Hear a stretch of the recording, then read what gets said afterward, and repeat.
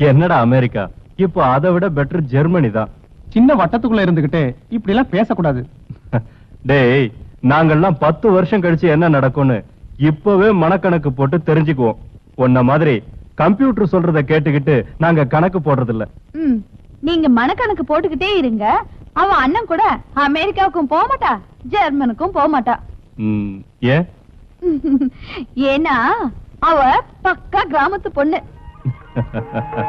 என்ன நீ மடையன்னு நினைச்சுக்கிட்டியா? என் பையன் கூட சேர்ந்துட்டான்னா கிராமமும் ஃபாரின் ஆயிடும். பாவம், எங்க அண்ணன் தான் கஷ்டப்பட போறாரு. டாடி, இவளை எப்ப கட்டி கொடுக்க போறீங்க?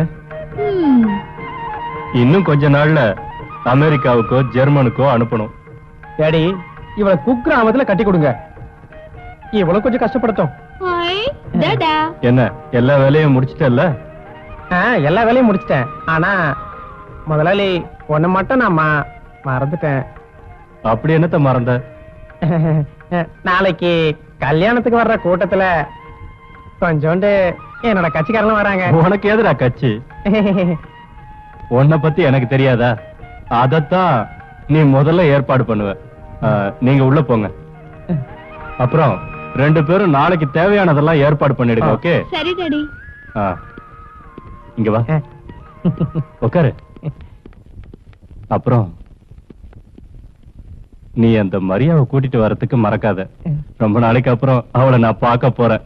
அவளை பார்த்தேன்னா எனக்கு புது தெம்பு வந்துரும். கண்டிப்பா கூட்டிட்டு வரேன். உங்க டேஸ்ட் எனக்கு தெரியல.